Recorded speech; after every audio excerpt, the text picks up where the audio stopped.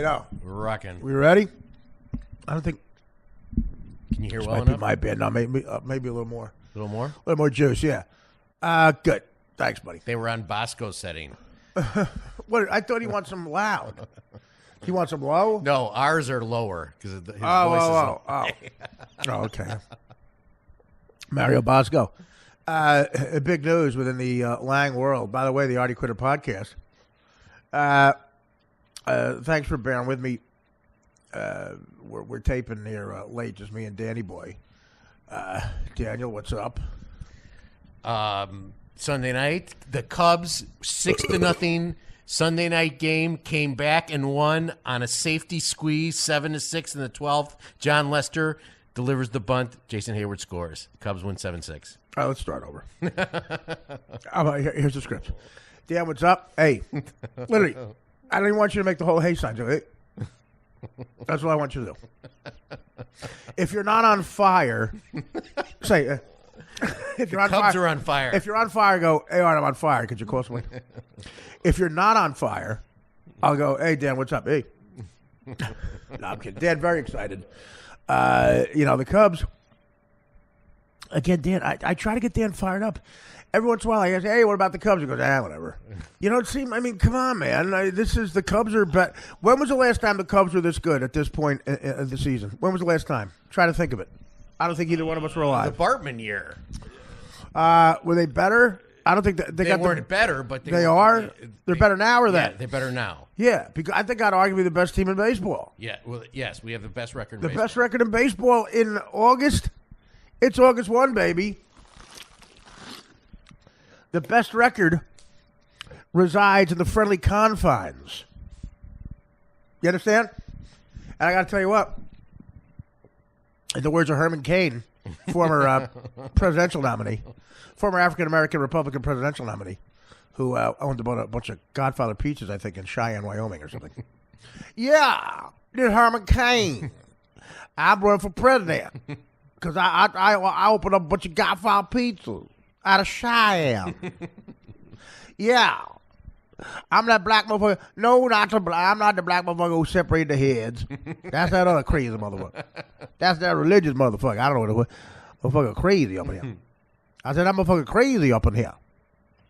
No, I'm the brother who started a bunch of pizzerias. Yeah, I'm the brother who said, listen. Pizzerias, yeah. And I said, I said, this is good pizza right here. I went to a Pizza Hut, which was right in the ghetto of Cheyenne, which is a very small ghetto. Yeah. It's mostly Indian brothers and myself. I went there because, quite frankly, I did better with the squaws, if you know what I'm saying. I had my wigwam was wall-to-wall squaw pussy, out of Cheyenne. I believe Cheyenne's in Wyoming. I got to check my tax returns. I grew up on the south side of Philly, but a friend of mine, who I went to college with, and by college I mean Leavenworth. That's what me and the Italians. Me and the Italians call. That's what we say about college. You ever see my Italian? One of my Italian brothers, one of my dark-skinned Sicilians, who are part Moor, if you know what I'm saying. Part Northern Africa. My Moroccan Italian brothers. We have a thing. You know what I'm saying to you? Well, where'd you go to college? I was in college at Rollway State. Yeah, the Italian brothers who run the mafia, they started that. And they invented pizza mafia. I went to a pizzeria in Palermo. Yeah. And I saw one of my Italian brothers I was in college with. And that's what we call that to make sure the kids don't hear we went away to prison. I'll say it was college, and that was started by the Italians. And the Italians would say, I remember my brother Nicky Scarfo out of Philadelphia. One of his associates, Phil Tester, the song Atlantic City is about the first paragraph of the song Atlantic City, I believe, was about Philip Tester, Philip the Chicken Man Tester. Phil, he had a scam with chickens. Everybody had to pay for the livestock, and we had our fingers and everything. When Carlo Gambino passed away, By the way, Carl Gambino never spent a day in college. Never. That motherfucker was really smart. He just shut the fuck up. You see Carl Gambino in public, he wearing a $2 jacket, a $3 hat, he ain't saying shit. He ain't saying shit. Now, a guy that came along, got a goddamn megaphone, so like, hey, I'm in the mafia. We're like, shut the fuck up, nigga. Shut your ass up. That's right. We called him, nigga. He was a bigger nigga than I was. I said, listen, guy, they want you shut the fuck up. We know you was at the head of the mafia. Just shut up. We don't want nobody talking that shit. I'm making pizza. And I gotta be plausible. Ain't no pizzeria in the world make $15 million a goddamn week. I'm over here doing taxes. What the fuck? I'm supposed to tell the government I'm making $15 million a week selling Sicilian slices, motherfucker. You got shit moving in and out of here like you up in the motherfucker. And guess who's gonna take the fall? This nigga right here. Now you're fucking tan ass. I'm a little too tan. I'm a dark skinned brother. They say, hey, you. What? What's your name? I'm like, my name's Herman Cain. I'm gonna run for president. Shut your ass up. What the fuck you talking about? I ordered a white pizza. I got an 8-ball of blood. What happened here? Well, I don't know. You don't know? No. Cut to me in college. You just visited me in college. Well, look, Gotti up there with his $14,000 earrings and shit. I know if your brother wore earrings. Yeah, you know what I'm saying? I take the foul. But that's what we used to say. I was in college. My friend in college said to me, hey, listen, I spent some time out in Cheyenne. And there ain't no brothers out there. There's a bunch of wigwam pussy. And he goes, I got news for your ass. I think we go out there and we make a scam, make a score. I said, I'm going to make a score. He goes, we'll start a pizzeria. They don't know what pizza is out there. They like that fucking asshole Papa John. I said, Papa John, shit. We'll move in on his territory. I said, fine. I got out of college. First thing I did, I hopped the train to Cheyenne. Quite frankly, that was stupid. They had planes, but you know. At the time, they had planes. I was a 14-day trip out to Cheyenne. I said, I got off the train. I said, I got to wash my ass. I got out the train. I said to that Cheyenne guy, where can the brother wash his ass? This guy looked at me. I ain't never seen a nigga before in life. I said, I just got out of college. I've been on a train 14 days. I take a change. The brother poured me out of the bathroom there with like a porta potty, like another Andy Gump. I said, fuck your ass. I said, you got like a Marriott or some shit, right? He sent me to the nigga Marriott. I said, what the fuck is this shit? Kick your ass. So I hooked up with some other brothers out there. We found the Papa John guy. Let's put it this way. We made him an offer he can't refuse. We said, we taking the ovens, motherfucker. And we said, what do we need as a name? I called my brother Gotti out there. One of his kids now will run the organization. Of course, they were plumbers. There's nothing wrong. They were very, very good plumbers. They were plumbers that made $15 million a week. Yeah. They overpriced for some PVC piping. Yeah. And they said, what can I call it? And he said, why don't you do my father solid? Name it after him. I said, what do you mean? Godfather Pizza. I said, that sounds fantastic. They got Papa John work. Godfather Pizza gonna work. These white motherfuckers out here be scared to death. We're strong on motherfuckers. Just like they're gonna vote twice, they're gonna buy 2 slices. You know what I'm saying? You're gonna be the Ernie Banks of pizza eating. Give me 2. To make a Cub reference for Danny over there. Give me 2. Let's eat 2. I said, shit. So I opened up right in the middle of Cheyenne. I opened a Godfather Pizza. I was everything. I was the CEO, the CFO. I was the waitress, the waiter. I was the seater, the hostess, the hostee. I was the nigga that made the shit. I seated your ass. I said, what you want when you come here? He said, pizza? We got a lot of good pizza. One thing led to another. And put a gun to motherfuckers' head. They started coming in there. I said, you want hardware, you go to Godfather's Hardware. I opened up a hardware. What people don't realize is I opened up a bunch of Godfather organizations. Godfather Hardware. There was Godfather Ice Cream. Godfather Dry Cleaners. Godfather Voting Booth. Godfather Hairdresser. You get the picture? You get the picture, Cheyenne? There's a new sheriff in town, and his name is Herman Cain. Motherfuckers. I open up business all over Cheyenne.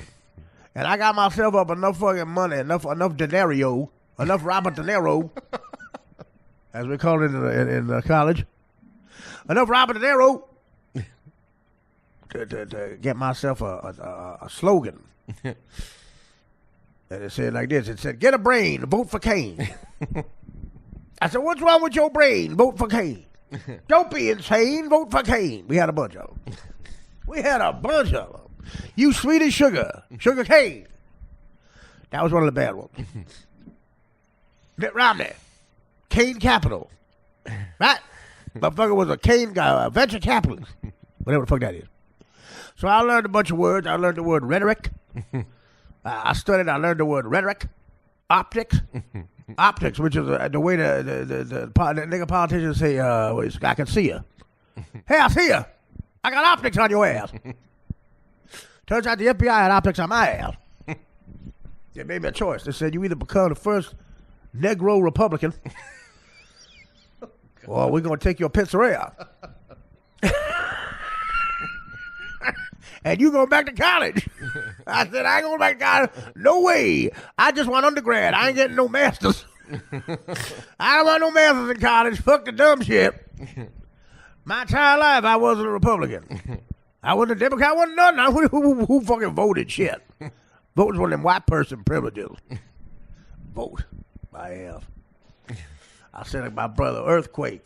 He seen Puff Daddy go voting. This shit must be serious. My bitch on ketchup. Take a shot of water now. So that's why I became Herman Cain. And I voted for president. And I ran. And I racked. That's a joke I used to have around there. We raised some money. And this brother said, they want me to be a Republican Negro. I said, that's fine. I said, but just honestly, you know, I let my imagination get carried away. I said, just try this pizza. I said, I know it was supposed to be a scam, but I really think I made some nice pizza. So I gave some pizza to this Italian brother, one of them Moor brothers, one of them Moroccan brothers, you know what I'm saying? North Africa bullshit. Casablanca brothers.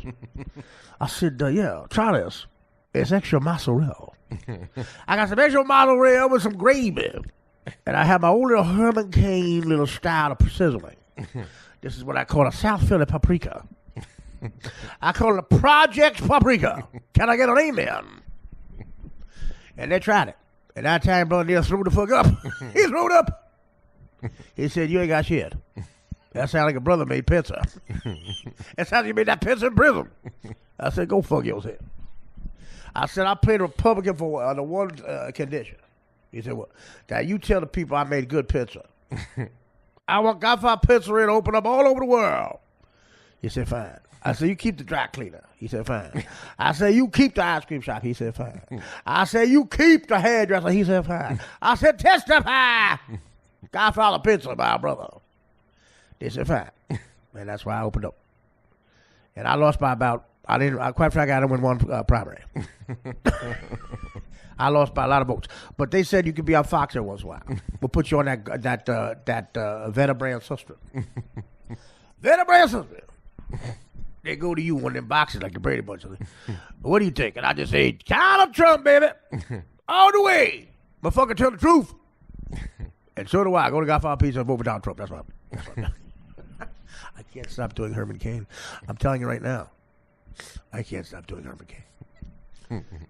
You see what I just did there? I had to make myself stop. I had therapy. I had to physically go in my head.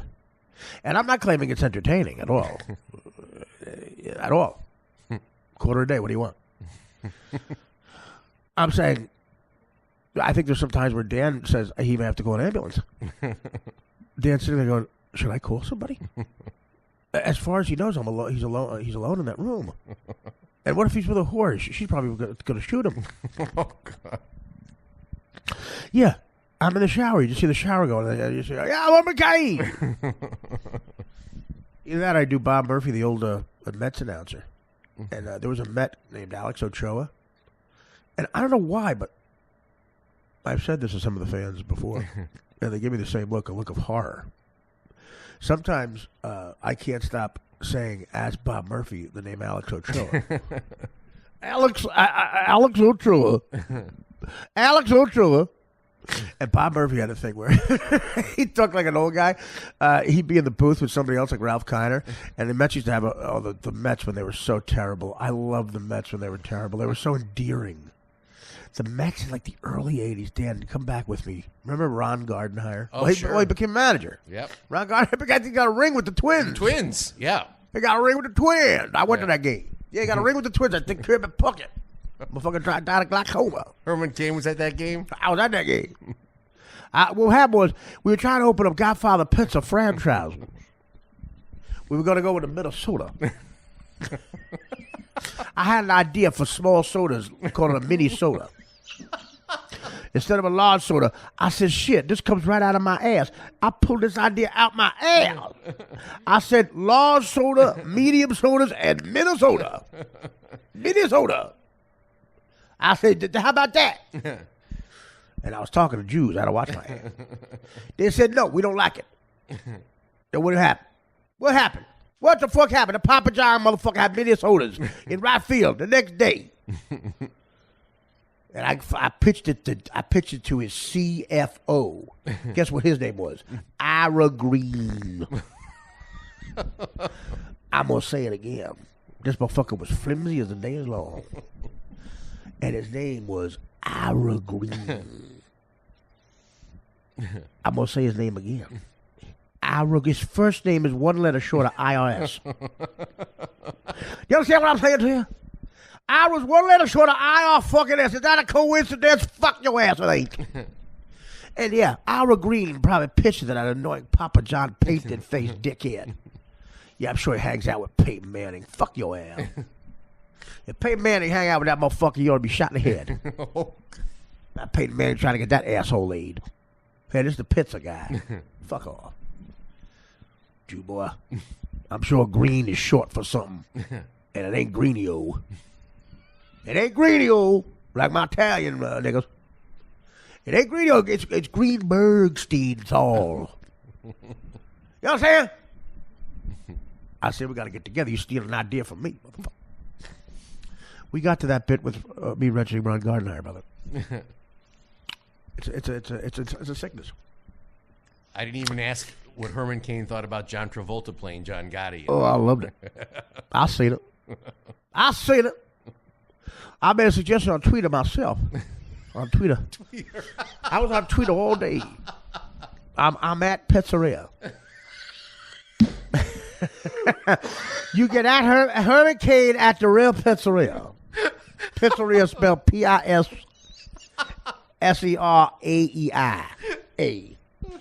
You know the way you normally spell it. Pizzeria.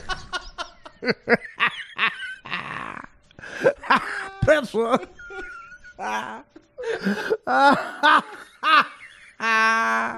Pizzeria. Oh, that reminds me. In my favorite scene in Do the Right Thing, Spike Lee, when Radio Raheem orders extra cheese on his slice in Dan Aiello's Pizzeria. And he goes, yo, put some extra mozzarella on that motherfucker. Dan Aiello goes, extra cheese is $2. Yo, Sal. I don't see no brothers up on the wall. All I see is white folk. Yeah, well, this is an American Italian place. Might be, you know. I put them. You know, when you get a place, you can put your brothers, your father's father, whoever your father is. You can find your father, put them up. Oh, yes, Sal. Well, I don't see any American Italians eating here. All I see is black folk. Better get some brothers up on the wall. You understand? Malcolm X, Martin Luther King, Michael Jordan. That movie's not good with structure, but there's like individual scenes that are so fucking funny and amazing performances. A young Martin Lawrence, is great in it.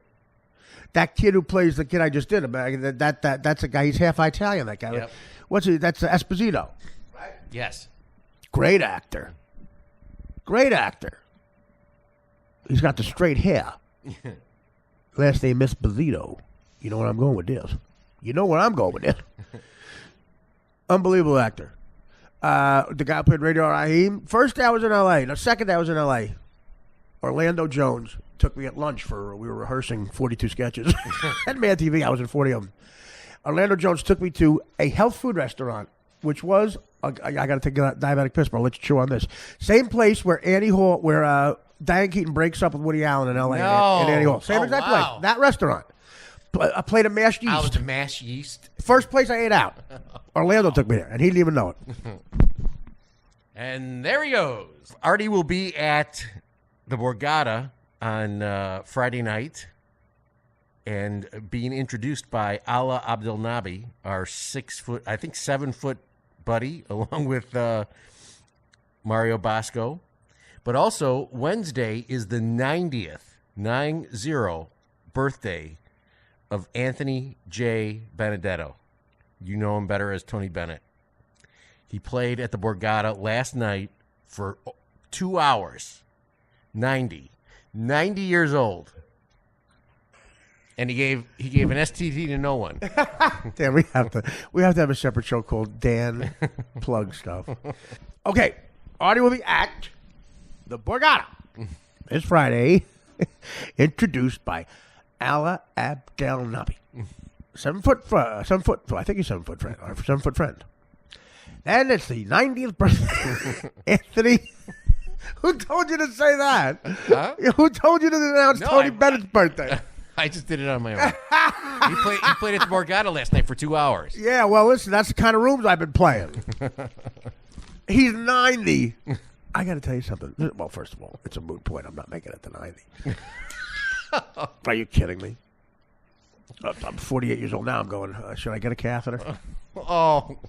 Now, I'm watching Fox News. You have a lot of choices. I'm telling you, watching Fox News, every other commercial is either something you shit out and send to a lab. Oh. That shit box, it dominates the news. There's a thing to find out if your colon has cancer. Instead of going in, I guess a lot of fucks don't go in for that test because it's invasive. A lot of these old Knights of Columbus World War II veterans found out you put something in my ass. Fuck off. They'd rather get colon cancer. Yeah. That's the level of homophobia in that generation. Yeah. I'd rather die of colon cancer than you put something up my ass. So they invented a box that you shit in, and you send it. You send them your shit in a brown big truck, the UPS truck. Brown comes. That's the nickname for the UPS company. Brown. Yeah, Brown comes. And the guy in the commercial is a very, very well-to-do black guy. Do you ever notice that black people in commercials live in amazing houses? Like they all have. Where are they finding these black couples? They all look like, they run an ad agency or something. They all live in I'm trying to think of a house. They all live in the same home, they're always advanced homes where it looks like they might have a solar system that does the heat.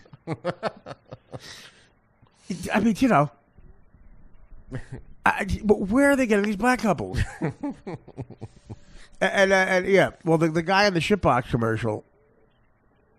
I guess, they want equality. They could get colon cancer, too, of course. This is the strides we're taking.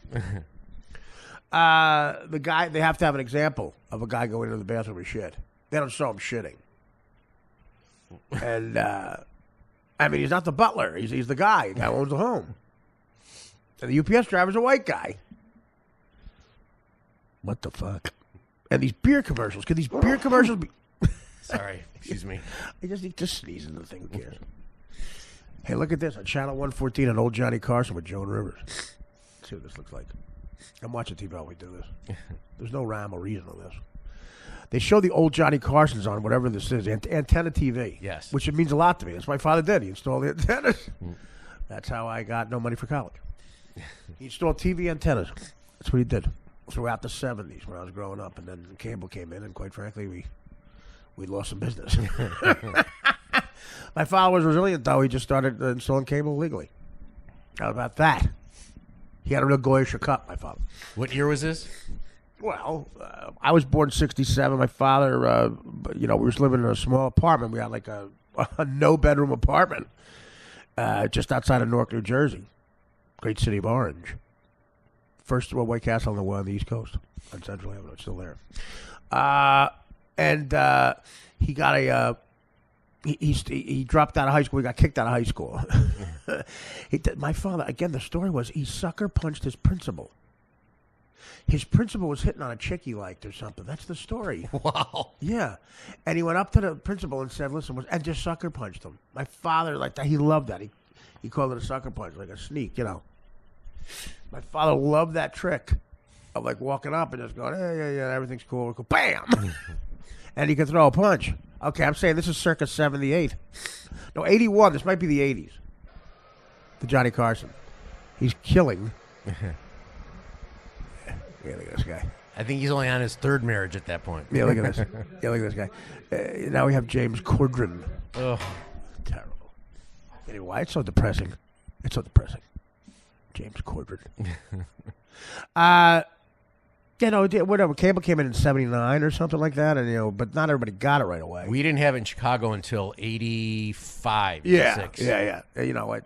We got it here. I remember watching the movie Convoy and jerking off to Ally McGraw's crotch.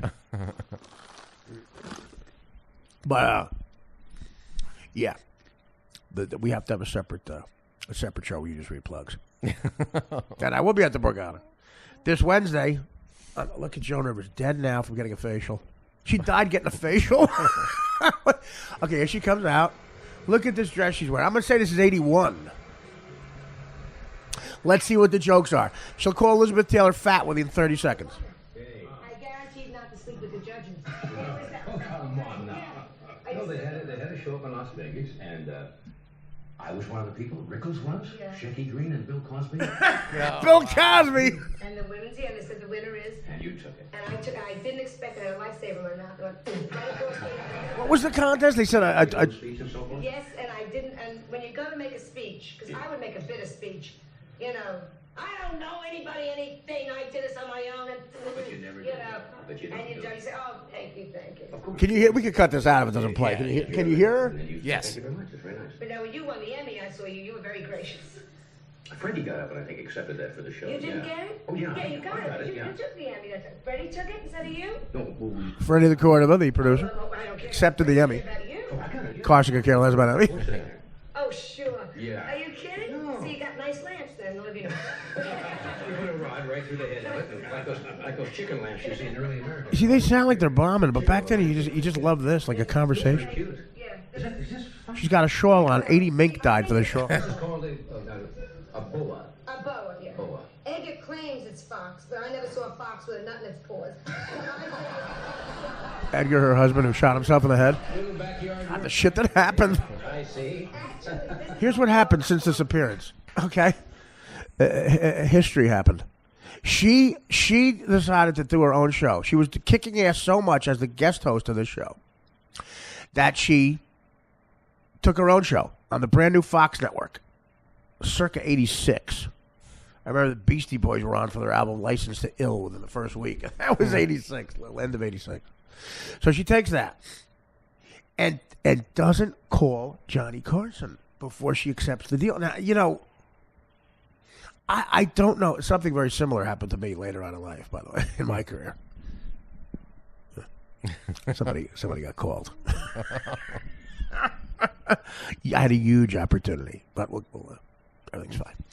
So, Will I read about that in the New York Times? oh my God. My God. Anyway, I digress.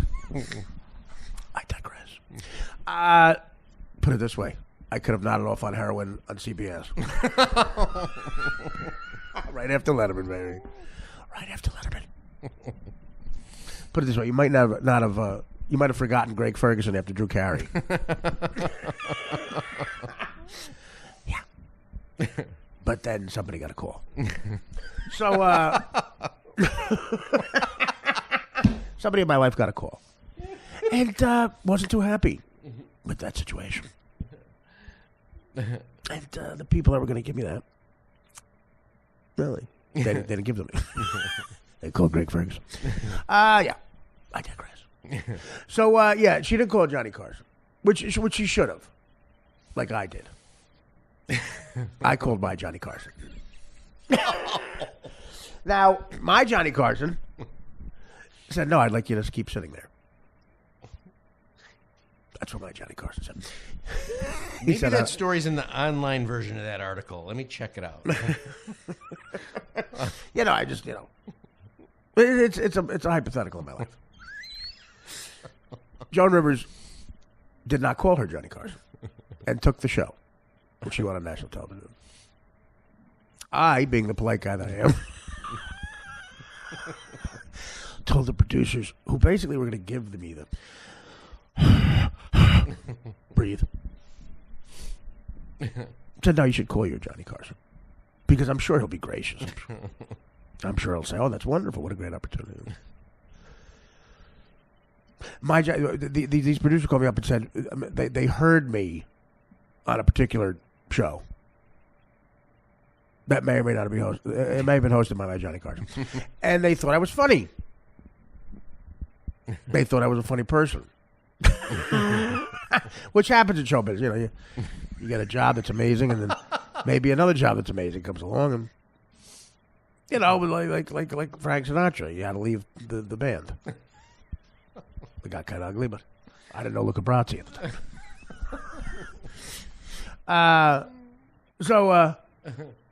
Yeah. So, but the producer said it's just a technicality. I'm sure. I mean, he'd have to be a megalomaniac, a real sociopath, to say he wouldn't want you to do this. And they were wrong. And it wasn't, clearly, according to him, it wasn't because I was funny. It was because they wanted to use him. It's not that I was funny. No. It's never about the other person. It's never about the other person being good at something. So Johnny got mad. He claimed because she already took the deal. And he kind of looked like he's clearly the reason she got the deal. And that was my point. I wasn't being, delusional. I said, but the only reason I have this is because of an opportunity I got on a big show. So I was nice before I signed the deal and got all the money, which was triple what they were giving me a deal. Guaranteed. I said, I'll call before I got the money. But Joan Rivers got the money first. And she called Johnny Carson, got mad. And never spoke to her again. Now, in this case, I think both of the Johnny Carsons are being enormous dicks. Very selfish. But Joan Rivers should have said, hey, listen, can we sort of do this diplomatically and, blah, blah, blah. Let's do this diplomatically. And I won't sign first, and, it'll be like I give you a chance to maybe even you announce it or something. But so you're not fuck with Johnny Carson as going up against him. He was known as no one could beat him. And, he let guest hosts go in. Like, it was almost like I remember John Stamos. I remember telling David Spade, David Spade was hanging out with Rebecca Romaine when she was married to John Stamos, I remember, when we were doing that movie. And Spade said, can you believe he's letting me do this? I'm like, yeah. It's kind of like when Johnny Carson let other people host. He knew they weren't getting the show. They know you're not. He knows you're not getting the show, Spade. The other people aren't getting the show. It was Johnny Carson. And then time went on, and that was a bad example. I believe Spade got the show.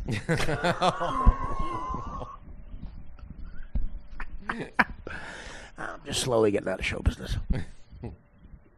No, I'm slowly moving right out. I think Spade got the show several times. No.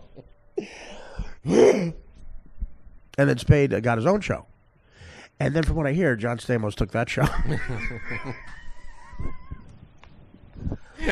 John Stamos took that show. These particular types of shows, John Stamos was good at getting.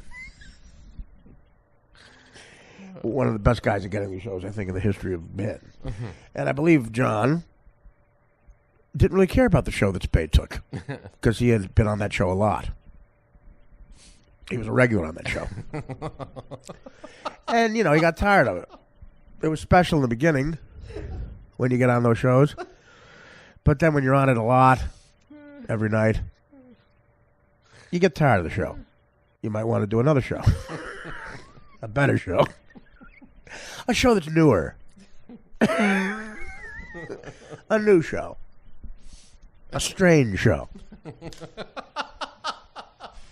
And what happened was I think Spade got his own new show, and then John Stamos just laid in wait, like a guy like that can. He was that good at getting shows.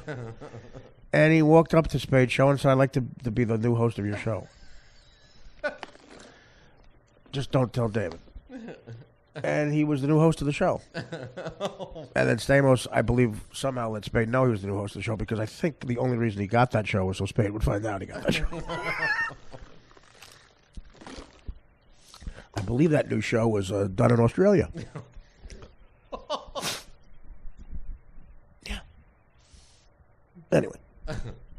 It's a good thing no one listens to this show. I digress. So what do you think? Should Joan... So what happened was Carson gets very mean and says boycotts Rivers. Never speaks to her again. You got to remember, though, comedy was comedy back then. Like, Joan Rivers is more of a tough comedian than about 90% of the male comedians working today. Like, she called Roseanne Barr... she called, Elizabeth Taylor fat. That's how she got famous. Liz Taylor was one of the hottest chicks ever. You catch a young woman when she's like 19 or 20. Man, was she smoking. Yes, sir. Yep. Dumb as a rock, but man. And then she got into the Butterfield 8 and Who's Afraid of Virginia Woolf day, and her tits got bigger. The Cleopatra days when Richard Burton married her for the fourth time. Those tits got big. And she went right for the potato salad. And she blew up, man. She was huge. Huge. And Joan Rivers basically got famous calling her fat. She would host the Tonight Show, which was a big deal for a broad to do that. And, you know, she came from the background of nightclubs and everything, and she got famous doing it. And Carson loved her. She always killed on. I'm watching this now with the mute on, but she's killing. You know, you can tell. He loved her. And she was involved with all those other guys, Brenner and Gary Shandling, Letterman, and eventually Leno, all these guest hosts that Carson would let host the show. And, you know, she took this show on Fox, her own show, big deal, right up against Johnny, and she doesn't call him. She calls him, and he is very mad. And everything. Dan, what do you think? Do you think Carson's an asshole in that, or should Joan? Did Joan Rivers handle it wrong? Yes, she did. Yeah. She should have called him. Agreed. Now, from what you know from my Johnny Carson, do you think I handled it wrong? Let's move on. No. Let's move on. So you know, listen. She's got a lot of pressure on her now, and her husband Edgar.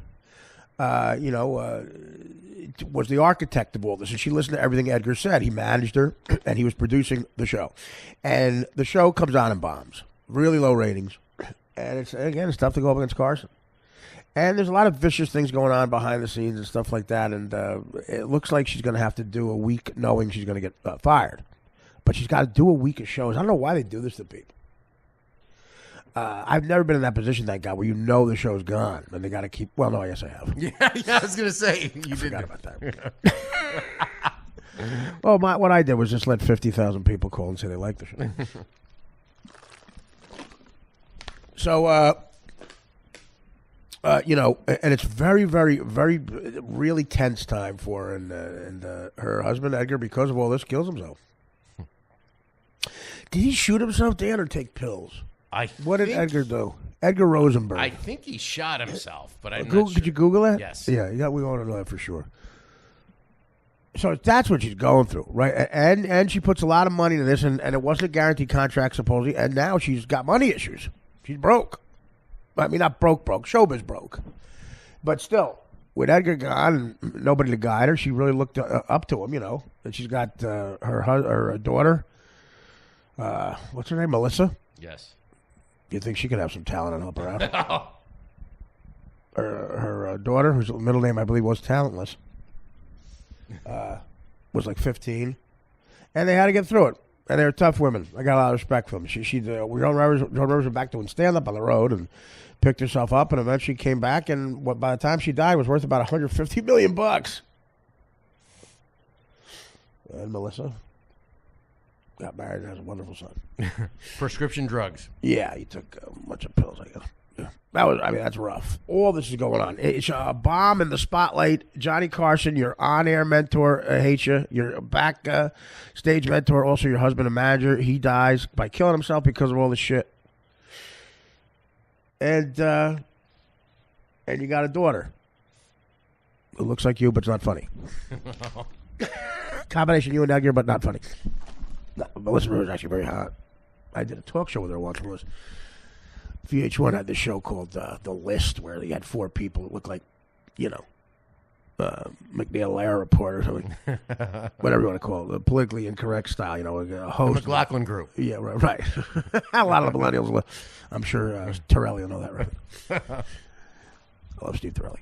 But, that was it. It was VH1. Rebecca Gayheart, smoking hot model, I had a crush on her.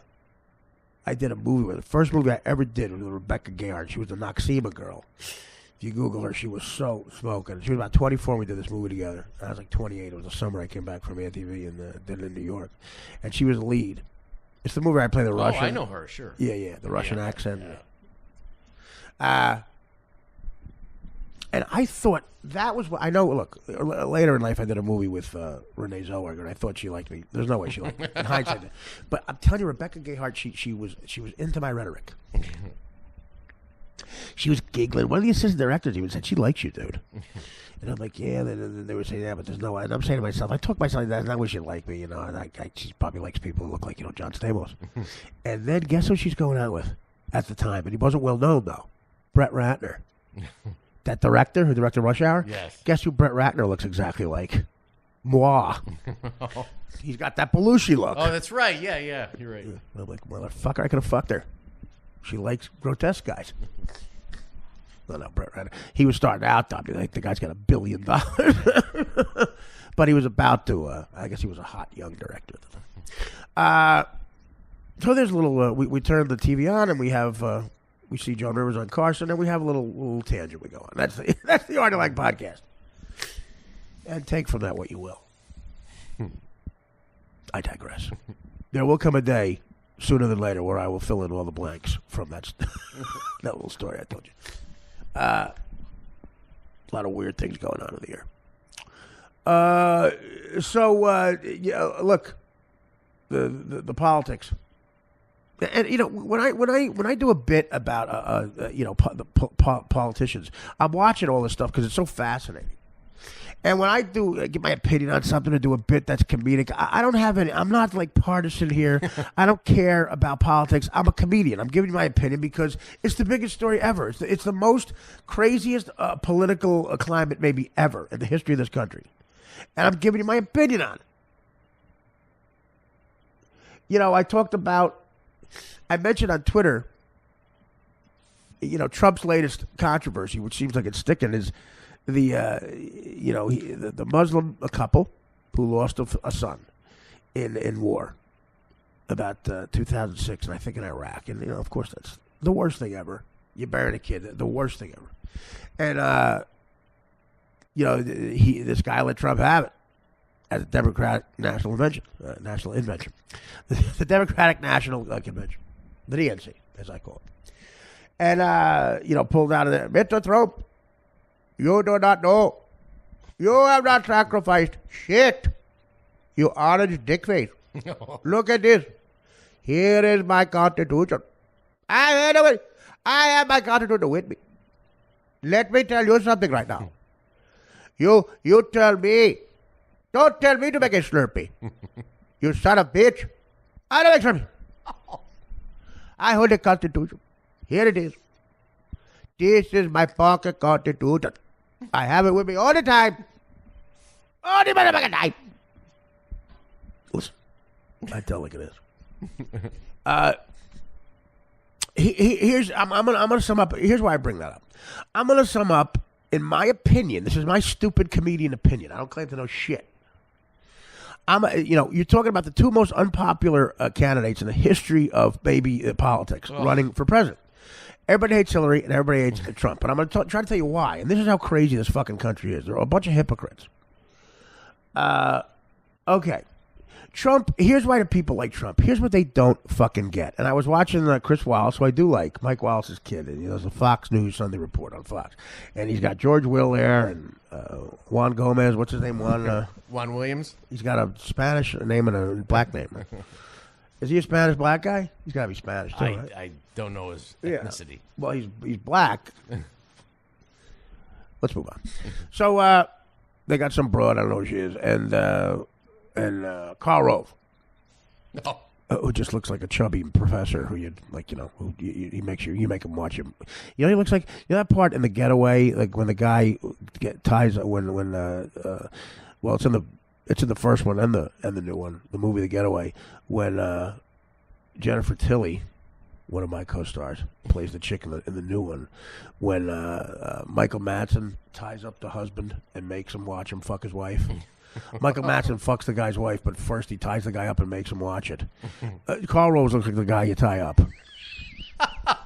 Karl Rove looks like a guy who bikers kidnap him and his wife, and you tie Karl Rove up. He's got a hot wife because he's ran the campaign in 2000. And they tie him up and they make him watch them fuck his wife. That's the kind of nerd Karl Rove looks like. And yeah. So and it's one of the Trump kids. It's Donald Trump Jr. fucking his wife, probably. Oh God. So he that's who's on the on Fox or something. So they're discussing this in a real way, like this might be it. This might be what gets Trump. But I'm watching all these things, and here's what I think. Here's what people don't get. They like Trump because he's the first politician who can't stop. He can't edit himself, and he blurts stuff out.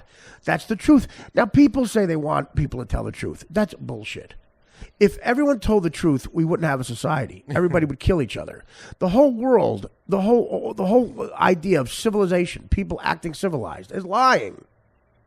What is diplomacy? You know what diplomacy is? It's basically lying. Diplomacy is this. When a guy has an ugly tie, you're really good at saying that's a beautiful tie. It's a euphemism for lying. That's what diplomacy is. You bullshit people. And if I was honest about people in my life, and if they were honest to me, we couldn't talk to each other. We couldn't talk to each other. It'd be incredibly awkward. Yeah, you got great hair. Yeah, you're a great actor. You're hilarious. You dress nice. Think about how many times in your life you bullshit people. Trump can't do it. And he sounds like a dick. And the president needs to lie.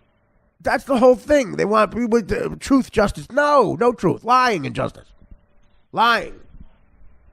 You got to be good at it. That's what makes a society. What does a salesman do? Do you think if a salesman told the truth, they'd have any money? You're trying to get a client, to buy your fucking stupid rubber or tires or little textiles? Big Jim Davenport down in Texas. I'm your new client. My son's playing the flute tonight. Come on and watch him. Now, if you're honest about how good his kid plays the flute, you think you're getting his business? No. You got to go, God, little Jim Davenport, what a flute player. No, he doesn't seem gay to me. Of course not. Unless you want him to seem gay. Ken Cole. Ken Cole is an example. Ken Cole has a career in radio because he's never told the truth. I don't think the last time Ken Cole told the truth, he's probably 7 years old. Ken Cole is a guy we work with at DirecTV, and he has a career in DirecTV, and he's a middle management guy. But that's what the world is based on. If you're above Ken Cole in the company, which for some reason I was talent. I look like a homeless person. This is why you have to come to America. This is why I have to kind of look at me. I'm above a guy like Ken Cole. So I could change Ken Cole's opinion every 2 seconds if I wanted to. Artie, it's Ken. It's beautiful out. It sucks out. It sucks out. Terrible out. I think it's nice out. I think it's nice out too. I was kidding. No, it's terrible out. It's terrible out. That's what he does. Wherever you blow, he blows. Okay? And that's what this world is based on. When he used to call me and ask me, what do you think Artie's reaction is going to be when I tell him that he can't fly nonstop to the Super Bowl in New Orleans? You have to go through Indianapolis. He did. He found out. That's going to be bad. He found out. Guess who flew nonstop? I said to him, Ken, listen, I don't care. I said, is your wife coming? She might. Okay. I don't care if you and your wife have to drive there. I'm flying nonstop. By the way, the Bill Simmoms show on HBO. I don't know what reminded me of that. I just don't. Okay. I have to say this. In the last episode of the Bill Simmoms show, okay, I know you don't know who he is. I don't know either. There cannot be a more smug, condescending, unfunny, talentless dickwipe, hateable dickwipe on the planet fucking Earth than Bill Simmoms. Where the fuck did he come from? Where the fuck did he come from? You know who Danny McBride is? Yes. Okay. Hilarious. He's one of the funniest character actors we've had in this world in a long time. He's Eastbound and Down, the guy who's the lead in that. Hilarious actor. I've never seen him be unfunny. Bill Simmoms made him unfunny. Bill Simmoms interviewed him. It was like I actually painted the wall right next to the TV and see which one I go for. I watch the paint dry every time. He made Danny McBride boring. Then, the actor Michael Rappaport, who I'm a fan of, I think he's an interesting actor. Okay? I actually met him once years ago. And he apparently he hosts the wrap-up show sometimes with Gary at the Stern. Someone told me that. That's apparently another improvement they made over there. And he's on the show sometimes. I guess he's friends with Bill Simmoms. Okay. After the Danny McBride interview, Bill Simmoms and Michael Rappaport do a sketch in a courtroom. I guess it's a sketch. I don't know, a scene about the. I guess Bill Simmoms is a Boston guy about the Deflategate. About that, and Rappaport defends the New York fans. Bill Simmoms is Boston and defends Tom Brady. I'm going to tell you. Let me tell you something.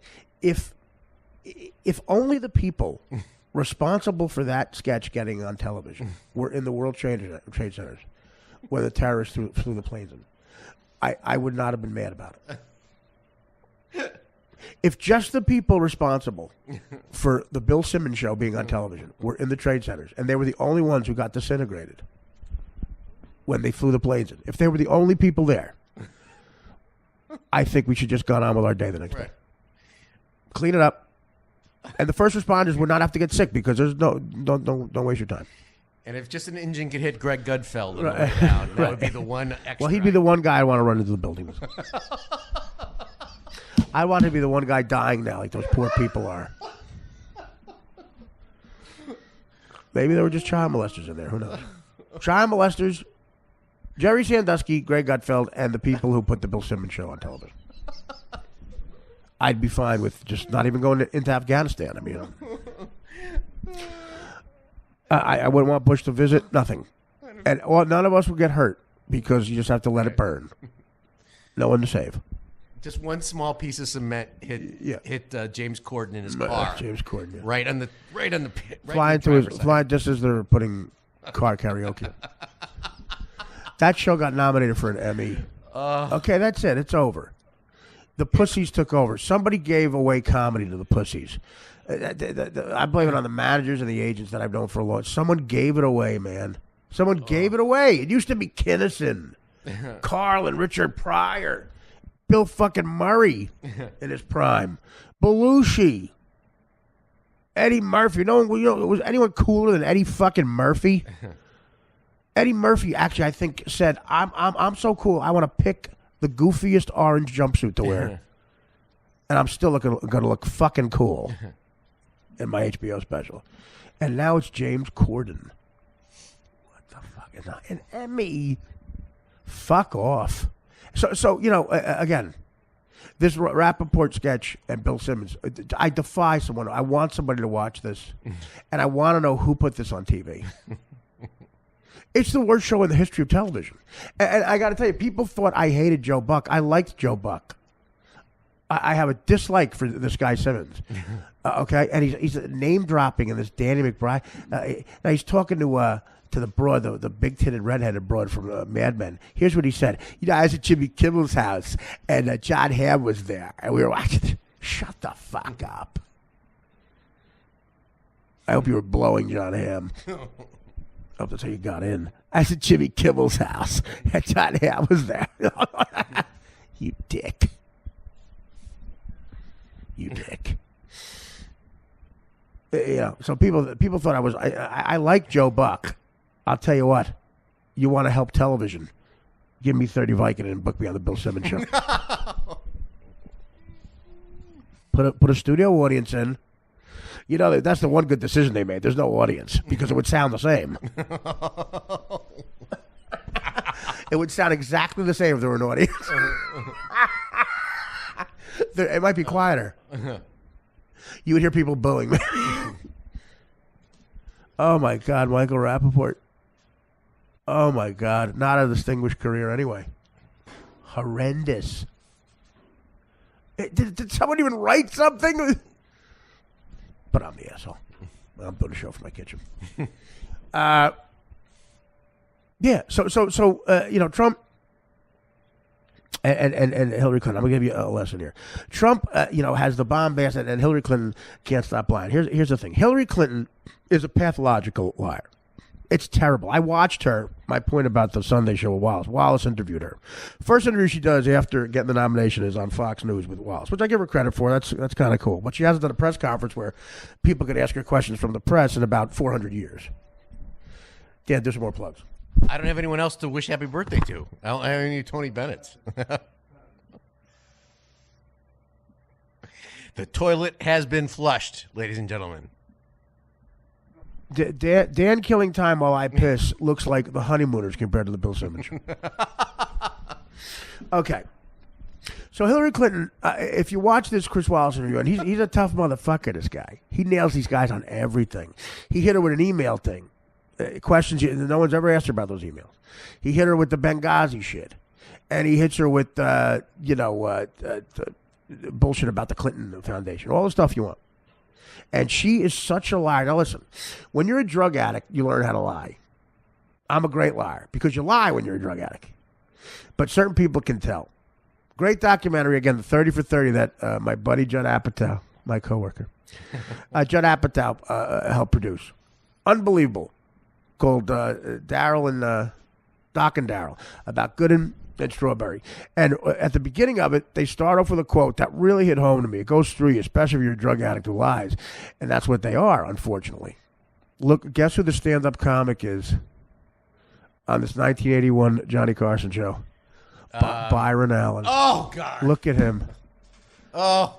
Let's listen. You got to listen. Yeah. You have to excuse me, I have a slight cold. How many people here tonight have a cold? How do you feel? I guess I'll tell you a little about myself first.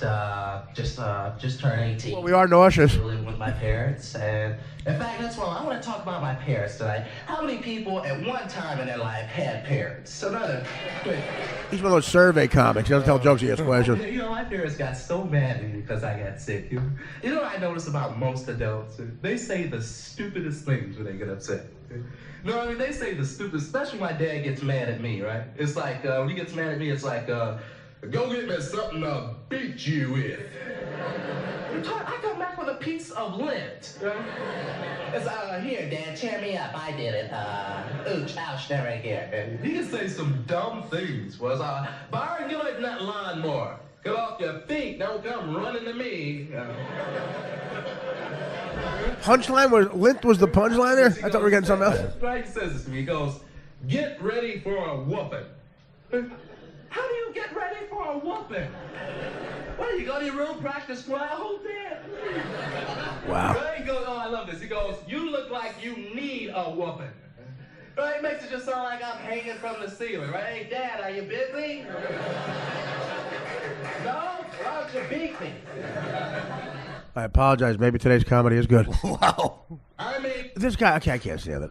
I won't punish you anymore. But Byron Allen he hosts a show called Comics Unleashed with Byron Allen, he owns the show. It's in syndication. He's got $40 million or more. He's rich as a motherfucker, this guy. I mean, after this performance, listen to it. He doesn't have punchlines. Didn't you think after he said, my dad said, go get something to pee, after Linter, we were going to get another punchline? Yes. That's the hackiest black joke ever, by the way. That's up there with, like, if Brothers was on a Titanic, that should be different. Now, Richard Pryor originated it with my father said, go get a switch to beat you with in the woods. And that was great because he did it first. Every black comic has done it since. That's the problem.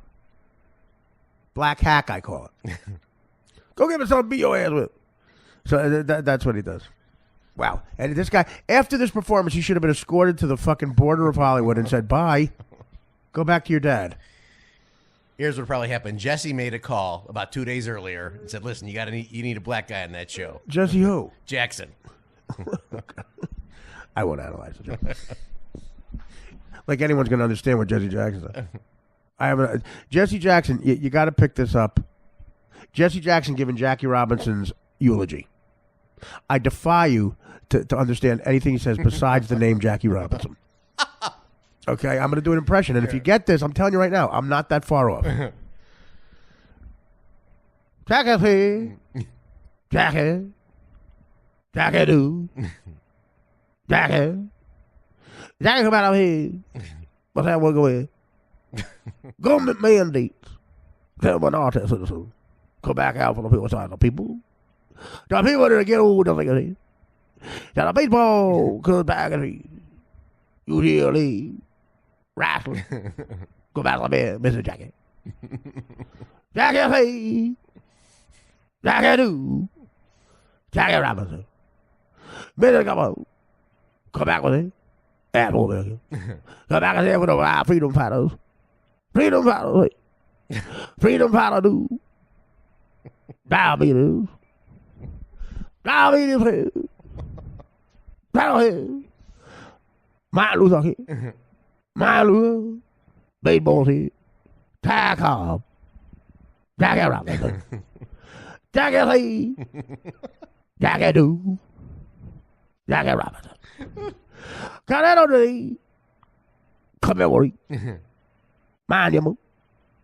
Brooklyn. Brad Tricky. Brad Tricky say, tough guy. Nigga. I need strong man, nigga. Education. Education say. Jackie say. Jackie do. Jackie Robinson. Jackie say. Jackie do. Jackie Robinson. That's exactly what he said. Okay. So I could tell when someone's lying. I can tell. And Hillary Clinton lies so much, you can see her making up the lie. But the quote in front of Doc and Darryl, here's what I want. He quotes, because basically he shows that Doc and Darryl are two lying drug addicts. That Doc Gooden is still doing it. It seems. It's unfortunate. And I asked Judd about it. You could tell he's a fan of that team, and they're endearing guys. You could tell that Apatow is very, very sad that Doc Gooden is still, that's what he found out doing this film. That Doc Gooden is still sort of hustling and supposedly doing a lot of blow in Tampa, the Tampa area. And Doc Gooden on this special, man, he looks like one of those twitchy crackheads you go to rehab with. Black, white, every race. It doesn't discriminate. And it's sad, but you could tell when they're lying. Doc Gooden lied almost a lot on the documentary. Yeah, and Hillary Clinton, you could tell when she's making up the lie as she's speaking. When she's telling a pre-written speech, I think she lies in the speech. First of all, she came out after her daughter. Her daughter, by the way, again, I've always said this: Chelsea Clinton is an underrated human being. What she fucking went through, that poor kid, and never turned to dope, nothing, was always a stunning example for them. Because she had to be. Made a fantastic speech. She was great. She was great. And really well spoken, smart. She's I don't trust the gutter snipe she's married to. He's a gutter snipe. He's a young Byron Allen. I see him talking with Bill all the time. Oh yeah. Oh yeah. Bill Bill has a door in the old house called the Chamber of Secrets. What is it? Well, I'll get you in there. Well, I'll let you know that. You going on any boat trips with that pedophile? Well, that's a good one. Yeah. WikiLeaks says they got more shit on Clinton. What the fuck could that possibly be? This guy says they got shit on Bill Clinton that will blow your mind. Blow your mind. He's got shit on Bill Clinton that will blow your mind. Shit on the guy that'll blow your mind. The guy who, when he was president, got blown by an intern in the Oval Office. That is going to blow our mind. And then got impeached for lying about it. What's going to blow our mind? It's got to be that he fucked a kid in the ass. Bill, what's the name of that pedophile he went on without? He said Secret Service. Jeffrey Epstein. Yeah, Jeffrey Epstein. Yeah, listen. Couple of flights, no Secret Service. Listen, you Secret Service guys. Listen, Phil, is Donnie here? Yeah, listen, I don't need you. Yeah, me and Jeff going to take a flight. We have to stay with you. Nah, it's okay. I'll give you the night off. Me and Jeff are going to fly. Where, sir? That's none of your business. You and Mr. Epstein are flying again? Yeah. We're going to fly again. You know who that sounds like? The lie detector guy. Yeah, a little bit. Well, he's detecting a lot of lies here.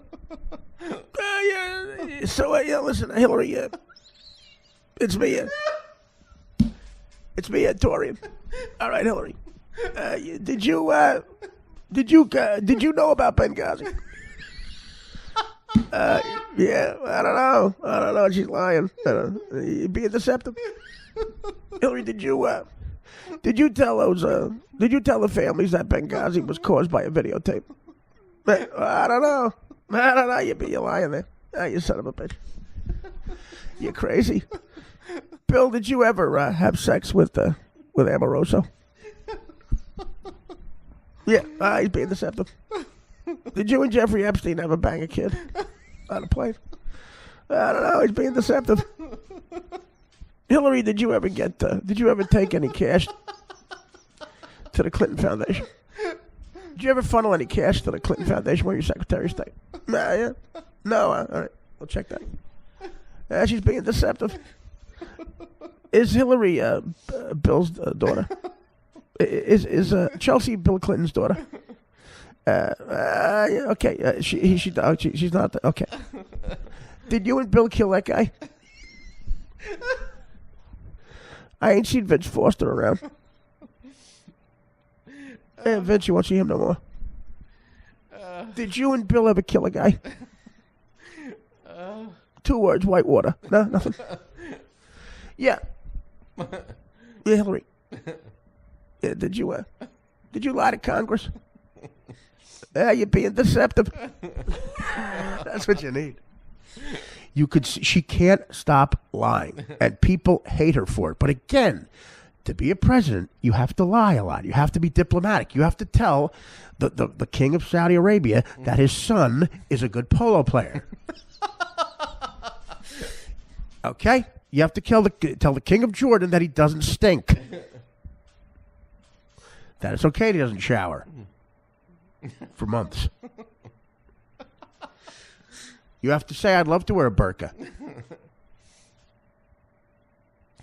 You have got to bullshit people. It's called diplomacy. So you need some of that. But people think she does nothing but lie, and it's true. So they hate her for it. Now, why do they hate Donald Trump? Here's the rub. Because Donald Trump can't stop telling the truth. He blurts it out. And that's why his base, whatever you want to call it, doesn't go anywhere. Hillary's doesn't go anywhere because I guess there's some history. I don't know why they love her so much, but they do. I guess it's her record. Or what the fuck exactly is her record? Chris Wallace lets her off the hook. He's got her dangling, and he lets her off the hook in every one of those stories. He's showing her lie to Congress. He's showing Jim Comey say she lied, and she goes, "That's not what I heard." She's doing the old. She's doing what her husband did when he got in the hearing. So I don't know what the word is. She's bullshitting to his face, and Wallace lets it go. Probably cut a deal. You want me on Fox? This has to happen. And why doesn't she have a press conference where people can ask her questions? Because she's ducking this. They're both fucked up, man. Both candidates are one big thing away from really fucking up. Her getting caught in a huge lie, and Trump blurting out the thing that'll make him go away. Here's the thing. They're both. So here's what's so crazy about the world. Here's what's so crazy about the world. They're both hated. Hillary's hated because she can't stop lying, and Trump is hated because he can't stop telling the truth. How fucking crazy is that? And they both can't get elected because of those separate things. Trump needs to not blurt that out, not to blurt out the truth so much. Hillary has to stop lying as much. So what do we want? The answer is they'll probably go with Hillary because Trump is, to a lot of people, a maniac. And Trump has somehow got people like George Will not to like him. George Will, by the way, on that Chris Wallace show today, hinted that he's not going to vote. He said some very, very smart things. He said, look, I can get behind the guy. What Trump wants to win, the day after the convention, they released the economic reports. The slowest growth, 1.2%, the slowest growth in the economy in ever under Obama. And Secretary of State, she's the Secretary of State, and that's the other thing she says. It doesn't make any sense. She goes, on one hand, I support Obama. I'm with him. I was part of the architect of one of the architects of the Obama administration. She goes, vote for me. And then she goes, well, clearly you're upset. We have to change things. What the fuck is she talking about? Are we changing things or keeping them the same? She's saying whatever she has to do to get into the fucking White House. And the other thing, she has to keep the Bernie Sanders people. So she's coming up with bullshit there. You know, one of her policies is Bernie Sanders wanted free college for every kid. No stipulation, free college. Like, that's plausible. It ain't. It ain't happening. Hillary Clinton, what does she do? She goes halfway. She's like, you know what? Free college for everyone who makes $125,000 or less. She actually said that. Is that the dumbest thing you've ever heard? Your kid gets free college if you make $125,000 or less. Okay, let me give you this scenario. You make $120,000. Your kid's 18. Okay, wants to go to Harvard. Your kid's 18. Can get into Harvard, but you ain't got the scratch. You have $120,000 that you made last year. One more job that you do, say you're a contractor, you make you $10,000. It'll be $130,000. Do you do that job? Hell no. Of course not. You don't do that job. You take the $400,000 in fucking free college you're getting. What the fuck? It's so stupid. That is the single dumbest thing I've ever heard. It's like if you're the Knicks a few years ago, and if you win 5 more games, you can't get LeBron James. Do you win the 5 games? Hell no. No. You make $125,000, you don't get Harvard. Imagine that. If you make $126,000, that last job I made $6,000. Oh my God. Okay, now you owe $400,000 for Harvard. If you didn't do that job, it's on us. And she's doing it. That's never going to happen. But she wants these idiot Bernie Sanders people to hear it and go, okay, she's meeting us halfway. I could live with that. Dummies. I hope you're listening to this show. Unreal. This Herman Cain. That's a mother. See how I'm in a pizza. Pizzas I got to sell. I got to sell a lot of pizzas. Make $125. That's a lot of pizzas. So she's trying to get Sanders, or if she gets all the Sanders people, she'll be in. I think Trump should concentrate on them, because here's the thing that Trump represents, that Bernie represented, is change. If you want change, and everybody wants change, obviously you don't want someone who was a Secretary of State under Obama for 8 years, because that represents what has been happening. So what does she run? They really are terrible human beings. The two, I don't know, Trump I've met. I got a picture of him right here I got to sign. I golf with him. He's a good guy, Trump. He really is. I loved him. I loved hanging out with him. He's the type of guy, you'll be breaking each other's balls like you're in the 8th grade in no time. Nice shoes, nice socks, asshole. Fuck you. I was calling him a rich kid in stupid khakis. He's called me a fat loser who can't golf. Boy, we loved each other. I roasted him a couple times. I knew him at Howard. We golfed that time. I mean, I met him a bunch of times. He's a nice guy. Kind of guy you can hang out with. But president? Excuse me? I also like my buddy Danny McGrath, who I grew up with. I love him like a brother. If I went in a coma and I woke up and you told me Danny was president, I'd say, okay, can I get tickets to El Salvador? Look on the map. What's the farthest geographical place away from us? New Zealand? I want to go. I don't know what to do. I don't know what to do. But how funny is that? One can't get in because she lies all the time. One can't get in because he tells the truth all the time. We're idiots. Because that's what Trump does. He tells the truth. But here's the thing. Here's what you should harp on. The biggest asshole thing Trump did was that McCain comment. That is just terrible. He still owes that guy a fucking apology. John McCain had the audacity to insult Trump. So Trump says he's a loser because he only flew 23 successful missions. Got caught on the 24th and was tortured in a Vietnam tiger box. You know what that means? That's why his arms are fucked up like that. They wanted me to do a sketch once at Mad TV where I had to play Bob Dole. They wanted to make fun of his arm. I said, I'm not doing it. He got a bum arm fighting for the country in World War II. We're going to goof on it? And every left-wing writer wanted to goof on it. I ain't playing your game. Hollywood. No, come on, give the guy a break. I'll goof on other shit. I'll try to do the voice, the arm. McCain can't walk like that. He walks like that, and people do goof on him. Because he was tortured in a tiger box. Trump called him a loser. You know what? That's not what everybody's thinking. Everybody is thinking the Muslim woman thing. And they love that. I can't forgive him for the McCain comment because you know what? No one's thinking that. Only assholes are thinking that. That's an extraordinary asshole thing. As a matter of fact, every asshole, you're the only asshole who might be thinking that. That is an extraordinary asswipe thing to say out loud. But people want it to be so different in this country. He gets away with that. That's how much they hate the status quo. That's how much people are hurting. Which is where the Democrats are fucked up. Everything's rosy. They don't mention ISIS once, barely at a fucking convention. Stuff is not all rosy. They want you to think that. And it gets them more and more mad when you say, don't think that. Because you sound condescending. And that's the thing. That's what the Obamas are. That's how far we've come. It's a black family. People don't hate them in the base or, the Republicans, non-educated white guys, whatever you want to call it, don't hate them because they're black. They hate them because they're talking down to them. Obama talks like a condescending Harvard guy. We're like, hey, we're hurting. He's you're not hurting. We're hurting. We're drowning. You're not drowning. We're fine. I'm fine. You're fine. Come on, grow up. That's what he seems like. And Hillary's a shittier version of that that's not as smooth. She's not smooth like the other. Everyone, her daughter was better giving a speech. Every Trump kid was better at giving a speech than our future president. She can't talk well in front of people because she lies. And that is despicable. Those families, those Benghazi families who at the airbase, she told it was about a videotape. It wasn't terrorism why I got attacked. That's why I was asleep at 3 a.m. Not answering the phone. Not telling them to attack and letting your families die. Now, okay, here's the thing. Two families said that's what she said to them on the tarmac with their families in a fucking coffin 2 feet from them. She claims she never says that they're lying because that would be terrible that's a terrible soundbite. All she says is I'm telling the truth when I told you I didn't say that. Well, that's another way of saying they're lying. If she's telling the truth, they're lying.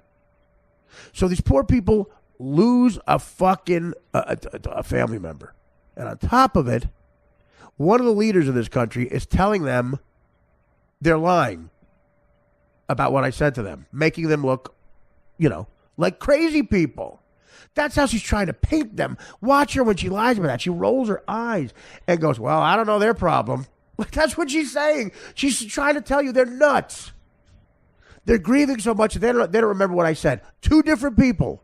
Why the fuck would they lie about what you said to them? And that's what she says. She gets away with it. She goes, oh, I don't know. Clearly they're grieving. They're grieving. Which she's saying that they were hearing things. Two separate people heard the same thing. All right. And then on the Trump side, imagine your father fights in Vietnam, 23 successful missions, crashes, is tortured for a year, and then he's called a loser by someone who wants to be one of our leaders because he said something about his shirt. That's just as despicable. And what does that bring you? Two of the most unpopular candidates in the history of man and woman. Dan, your thoughts? I think they're all hypocrites, and it's so depressing. And but do you agree with what I'm saying? Yes. In the sense that, like, yes. one's lying. Let's talk about the torture thing, okay? Right. Everybody gets on. I know Trump was shooting off his mouth about the torture thing. What torture? About John McCain? About waterboarding. They were talking about okay, that. well, something else he said. They were talking about that this morning too on that show. Okay, what's the difference where Trump says we're going to torture people, then the United States sending somebody we want tortured to Saudi Arabia and our friends torture them? What's the difference? And that's explain what you're saying. There's a case of where. There's many cases of we send them somewhere else to get tortured. Yes, we know they're going to get tortured. Yes. Yes. How about, and this? I'm not talking about Bush. It's actually worse. No, I know, but I'm saying it's actually worse what we're doing because the torture is going to be worse there. Yes. Over here, there's some sort of well, those pictures from Abu Ghraib don't indicate this, but American torture. But if you want to flip a coin, American torture is probably a lot better to get than the other kind. And we send them over there knowing they're going to exactly. Of course, gonna get tortured. It's all lies. Guantanamo Bay was supposed to be closed day one. Wasn't that his first day one? He said that was his first. Well, that's thing? what that's where the Republicans missed a good talking point. I'm trying to talk like Riley. O'Reilly. And talking points. And talking. No, they missed an excellent thing to talk about there when they were playing Michelle Obama's words and showing Melania plagiarize the speech. First of all, who gives a shit? Melania Trump is just a Russian, I will say model. She's a Russian model. She was in a gold tub with Derek Jeter, and they go, you got to go be the first lady. What? I did not sign up for this. I'm in gold tub. I've never met my son. I'm in gold tub. I have to pretend I know my son? She doesn't want this, but that's not the story. The story is, what was Michelle Obama saying? That his word is bond. The Republicans should have said, fuck that the Russian model stole that shit. Look what she promised. He did none of this. His word is not bond. Point that out. They had an opportunity to do it. They replayed the bullshit. But you're right. Close Guantanamo Bay. But what did he prove? It doesn't. He's not black. He's not white. He's a politician. Exactly. He's that color. He's the color of bullshit, whatever that color is. And it ain't black and it ain't white. It's whatever the fuck it is. And if I'm Trump right now, they started rebuilding. I think it's the Oakland Bay Bridge in San Francisco. Right, that's the other thing. Every piece of steel is from China. Yeah, right. Not Pittsburgh, not Chicago. And why is that? It's about all the shit he's spewing. They're ripping us off. Every piece of steel. How can that happen? That's our money. And the fact, and how about this? That's needed all over the infrastructure. Trump's the only guy who says that too, by the way. He's the only guy who says the country's falling apart. Bernie Sanders said it too. Yeah, well, I mean a real candidate. You can't. Bernie Sanders, I love. Bernie Sanders is the only guy who does both. But Bernie Sanders is the only guy who will tell you, he's diplomatic enough to tell you your tie's nice when it's ugly, but he tells you the truth as a politician. He's he's the real guy. He's the guy. But he's a socialist, and he looks like he's 140. You're right. But Trump is the only guy who might get in who is spewing. Look, the bridges are falling apart. Fuck this, that, and the other thing. Missouri's falling apart. But the steel we're getting, you're right, is from China. And Trump can win. What George Will said today, Trump said, Trump should, that 1.2%, he should harp on that. Instead, he's got a tweet about your wife's face and yell out shit. What are you going to do? He can't help himself. The George Will probably got an IQ, like I said, north of 150. Same thing with Karl Rove. After you stop fucking his wife and you untie him. Let him out of the locker. Bright guy. But those bright guys could yell at Trump all they want. He's not going to change. He can't change. One of his kids might be able to. Maybe they'll run for office down the road. I'm sure we haven't seen the last of the Trumps. They'll keep trumping along. Maybe not the last of the Clintons either. I hope that gutter snipe son-in-law of his doesn't run. And Hillary Clinton came out, and what was that? What was that non-wave wave? She looked like she was Heil Hitlering. You are my fire song. You are my love song. Was that your favorite song? What's your favorite song ever? The Katy Perry. What's your Dan's favorite song ever? Is it Katy Perry? Not true. Is that Katy Perry, the fight song? No. Who is that? We looked it up. I don't remember who it was now. Probably one of the American Idol kids. By the way, my heart goes out to the YouTube kid who got hurt on a dirt bike. Some YouTube kid has 15 million followers across Facebook, Instagram, and whatever. He's a YouTube star. Yep. Unbelievable. That was when I woke up this morning. That was the big story. Well, 15 million people got hurt on a dirt bike. And you think the Daily News has an agenda? Everything we just said, all that shit that's going on, the front page, mobster threatened to castrate Trump because he was dating his daughter 50 years ago. It's like, mobster I kind of knew, by the way, at the port. We'll move on. This way. I don't want to do a lot of editing here. Don't I want. Some guys know what I'm talking about. I'm not going to edit. Some guys know what I'm talking about. That story was a real beaut. That's all I'll say. That's all I'll say. Well, there's been a lot of innuendos on this podcast. We found out that Joan Rivers and I had a little bit in common. We both had our Johnny Carson. And we both know that Joan Rivers is now dead, and I'm sitting in my living room. But I love you all. Our first podcast back. I promised the gang on Twitter. They really seem like a family. I love those motherfuckers. I was talking to Doppelgunner, Monica, of course, Mary Contrary, Jason Abram. I think that's his name. Hollywood Rob. Hollywood Rob made some noise. He was giving me shit on Twitter. And I said, DM me right now. Give me a number. I'll call you right now, motherfucker. He didn't think I'd do it. I did. He's a Cleveland kid. Good kid.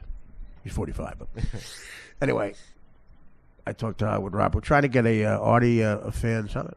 Artie fan summit, a party. I do love those guys. And I said, you know what? I'm going to do a podcast for you guys tonight. You want one?